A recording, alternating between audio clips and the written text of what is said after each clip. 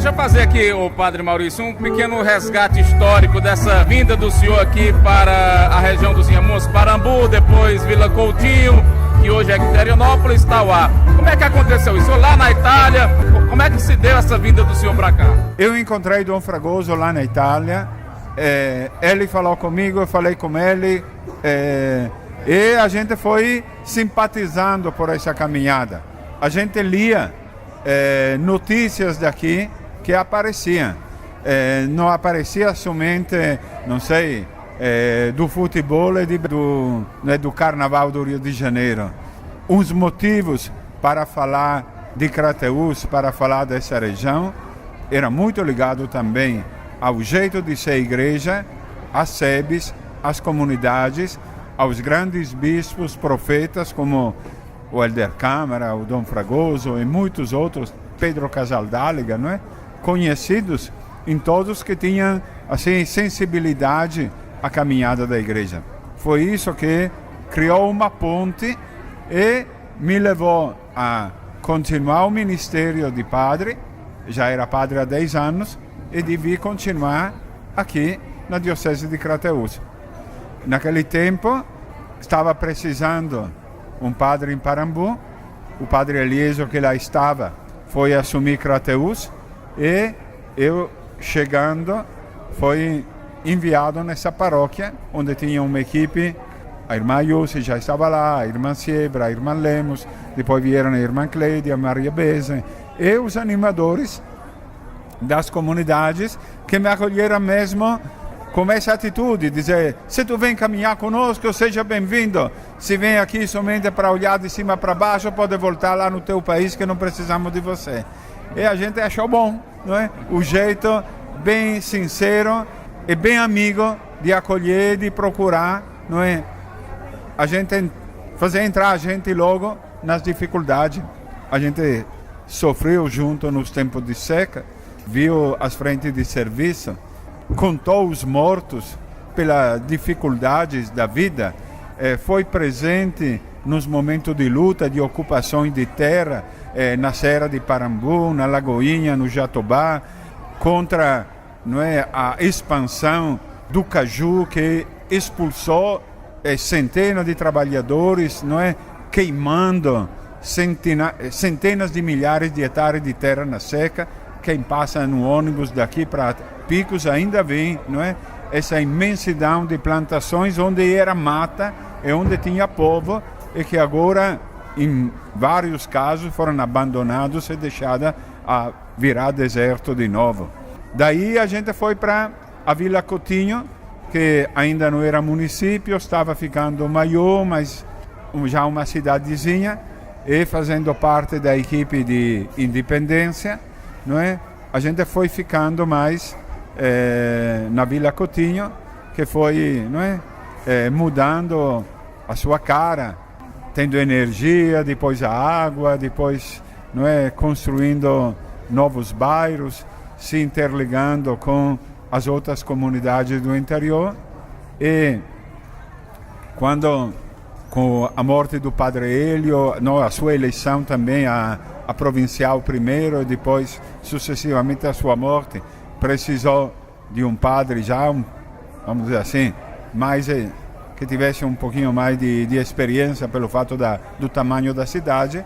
Aí o bispo convidou a vir aqui em Tauá. Ainda estou, parece que até que o povo aguentar, não é? Dá para eu continuar a fazer o pouquinho que eu possa em uma paróquia tão grande, mas onde a gente encontra apoio, ajuda, colaboração de tantas centenas de pessoas maravilhosas. Padre, nesse período que o senhor esteve nesses municípios aqui da nossa região, qual foi assim, o momento mais tenso que o senhor passou? Chegou assim, em algum momento sofrer algum tipo de ameaça? Bom, eu pessoalmente cheguei já quando estavam se abrindo as tensões maiores, não é? Era o tempo do final de Figueiredo, se falava de amnistia, se falava de entregar para novas eleições, era o começo também das organizações populares. Então, as fases mais difíceis a gente já tinha superado, né? A gente já estava entrando em um clima ainda não democrático, mas permissivo.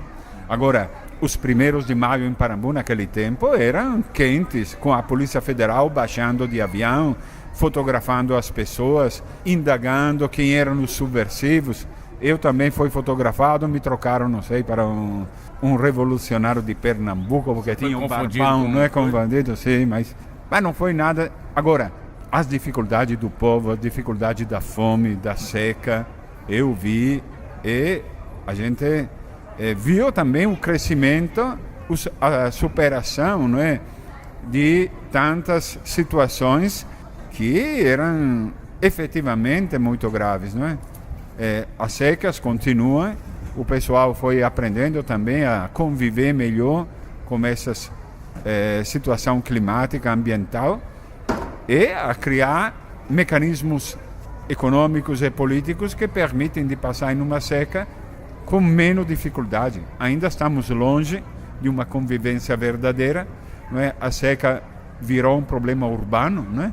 Quase se sofre mais na seca nas cidades grandes do que na cidade pequena, devido à falta de estruturas para abastecimento de água, não é? Em particular, São Paulo, como estado, tem menos água por habitante do que o Piauí. Padre, acho que 1 ano e meio, há 2 anos atrás, a comunidade católica de Itauá ficou muito preocupada por tomar conhecimento de notícias que o senhor estava com problema de saúde, até teve que ir para a Itália, passou lá um período em tratamento. Eu tenho observado nas últimas semanas, acho que até por ocasião dessa festa de São José, que o senhor está bem mais forte, bem mais animado. Parece que esses 45 anos de ordenação sacerdotal não estão pesando muito. O senhor se sente hoje plenamente recuperado da sua saúde, revigorado para continuar animando a fé do nosso povo?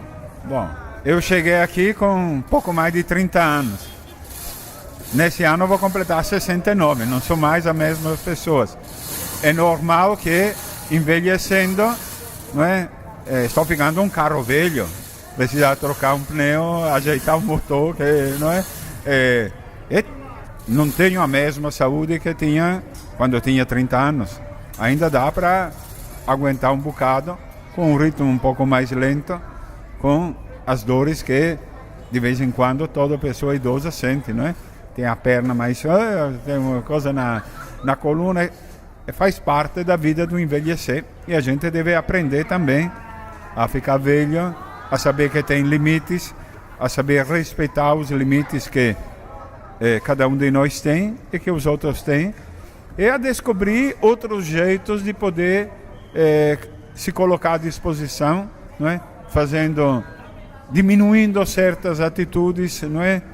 Certas correrias, e ajudando com mais lentidão, que às vezes, não é?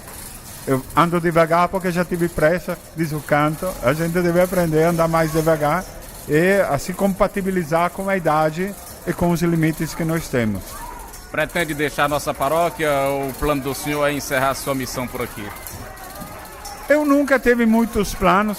A gente vive e é a vida mesma que vai mostrar, não é? O que é que nós vamos fazer. Não tenho ambições de mudar de um canto para outro, não é? Onde cheguei, fiquei até que as circunstâncias não chamaram a assumir outro serviço na hora que se fazer precisão, não é? Em outros cantos, se tiver pessoas mais novas e mais corajosas para assumir o desafio de Itauá, eu vou continuar, não é, a fazer o que eu posso, onde a história, a vida e Deus permitir. Mas não tem nenhum plano de sair nesse momento, não. Obrigado, padre. Pode ter certeza que Itauá tem uma dívida de gratidão muito grande com o senhor.